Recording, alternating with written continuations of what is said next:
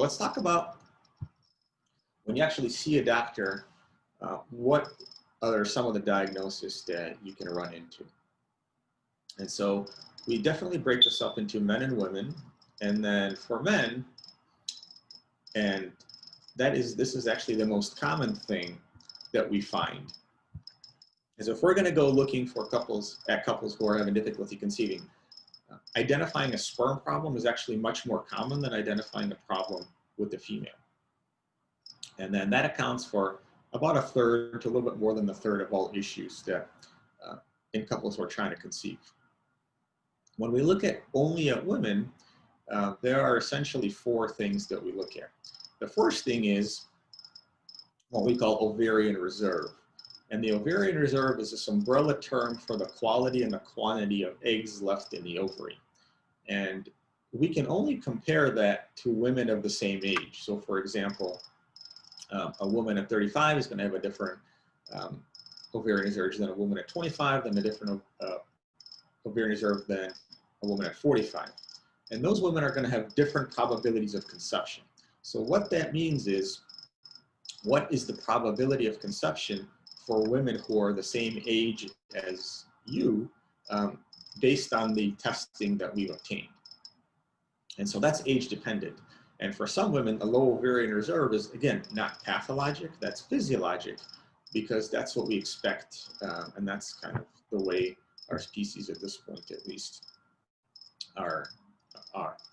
And so the second thing that we identify is issues with the fallopian tubes. Now there's multiple ways for us to look at fallopian tubes, but the fallopian tubes can either be open or closed, and we can test for that, but there's no way for us to test fallopian tube function. Now remember, the fallopian tube is kind of like your nose. It has these cells with hair in it that propel the egg and the sperm towards each other, because we have cells in our nose that with hair in it that prevent bacteria or viruses from getting into our lungs. They function similarly, but obviously the purpose is different. And so anything that can obstruct the fallopian tubes can actually cause damage to those cells that propel the egg and the sperm towards each other within the fallopian tube. And so sometimes, even when we can tell that the fallopian tubes are open, we have no way of testing fallopian tube function. And then we look at ovulation. So typically women that have regular cycles, because bleeding is a result of progesterone withdrawal, we can presume that ovulation is normal. Now there's other ways to document ovulation: progesterone levels through the blood, progesterone levels through the urine, LH testing, temperature charting, and obviously pregnancy. But if we're looking at strictly at females, ovulation issues are the more common problem that we identify. And then a lot of what we see is that women come to the doctor, they have their sperm checked, they have their AMH or their ovarian reserve checked, they have their fallopian tubes checked, they have your ovulation checked, and then everything looks okay.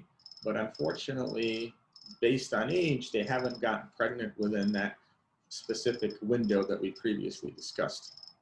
And so they get the diagnosis of what a lot of people call unexplained infertility. So I think that's a bit of a misnomer, because for whatever reason, you haven't gotten pregnant within the statistical probability that we expect you to get pregnant in. And just because we don't have a diagnosis for you doesn't mean that it's unexplained.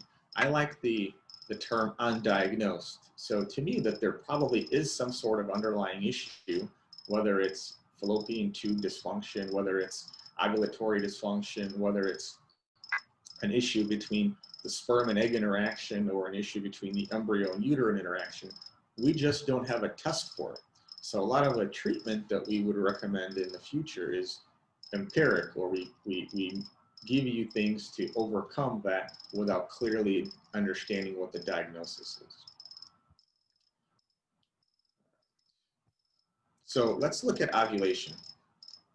So as you can see, ovulation is a pretty complex concert of hormones and molecules and eggs and fallopian tubes and everything like that. So typically what happens in the hypothalamus, which is a region of your brain that sits right above the pituitary gland.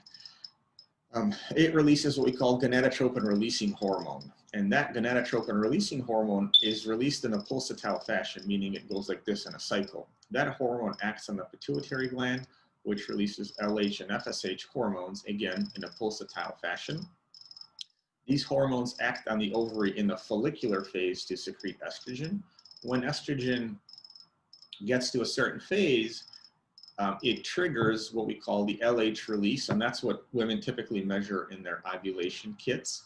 And once that LH gets over a certain threshold, that's what triggers egg release. Now, let's talk about the LH surge. The LH surge lasts anywhere from 24 to 48, and in some women 72 hours. And so typically ovulation occurs after the initiation of the LH surge, or you can time it from the peak. Now, some of the kits have darker lines, and some of the kits tell you peak, no peak, but typically it's very difficult to detect a peak because remember, the LH goes up and then it comes down, and it depends on when you're gonna test. So in my opinion, it's better to detect the start and to count from the start.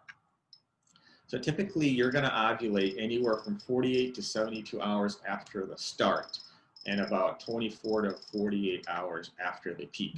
Now again, everybody's very different.